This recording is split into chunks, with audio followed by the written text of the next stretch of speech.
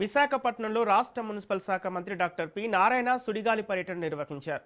నగర అభివృద్ధి పనులను ప్రత్యేకంగా పరిశీలిస్తూ పలు ప్రాంతాల్లో అధికారులతో కలిసి సమీక్ష చేపట్టారు. ఈ సందర్భంగా విఎంఆర్డీఏ మాస్టర్ ప్లాన్ రోడ్ల నిర్మాణ పనులు మంత్రి పరిశీలించారు. భోగాపురం ఎయిర్పోర్టు ప్రారంభం నాటికి మాస్టర్ ప్లాన్ రోడ్ల నిర్మాణాన్ని దాదాపు పూర్తి చేస్తామని మంత్రి తెలిపారు.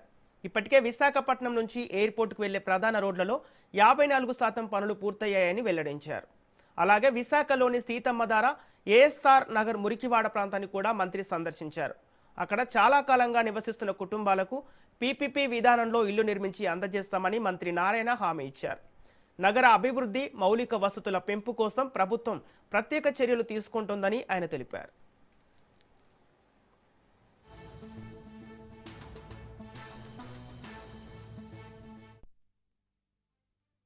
విశాఖపట్నం మున్సిపల్ కార్పొరేషన్ మరియు ఆర్ఎండ్బి ఈ మూడు ఆర్గనైజేషన్స్ యాక్చువల్గా 7 రోడ్లు టేకప్ చేసినాయి.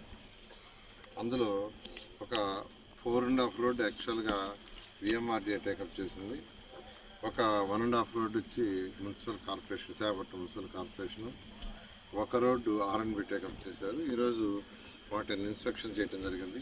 ఎందుకంటే అనుకున్న టార్గెట్ ప్రకారం ఇవన్నీ మే జూన్ కంప్లీట్ కావాలని యాక్చువల్గా ఆ యొక్క కాంట్రాక్ట్లను ఆదేశించడం జరిగింది. అయితే ఇంతవరకు 54% వర్క్ పూర్తయినట్టుగా యాక్చువల్గా 54% వర్క్ అయింది. దాన్ని యాక్చువల్గా ఫిజికల్గా ఇన్స్పెక్షన్ చేస్తామని ఈరోజు రావడం జరిగింది. వస్తే నిజంగా తీసు ప్రకారం ఈ రోడ్లన్నీ అనుకున్న ప్రకారం జూన్కి 99.9% పూర్తవుతాయి.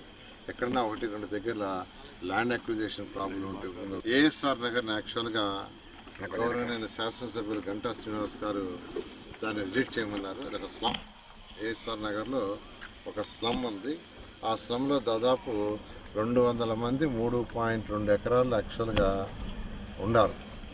అది యాక్చువల్గా ఒకప్పుడు ప్రైవేట్ బ్యాంకర్స్కి ఇచ్చినారంట. యాక్చువల్గా ప్రైవేట్ బ్యాంకర్స్ కొనుక్కున్నారు. అయితే వాళ్ళు దాన్ని పట్టించుకున్నందువల్ల అక్కడ ఈ స్లమ్ అనేక మంది పేదలు నిరుపేదలు యాక్చువల్గా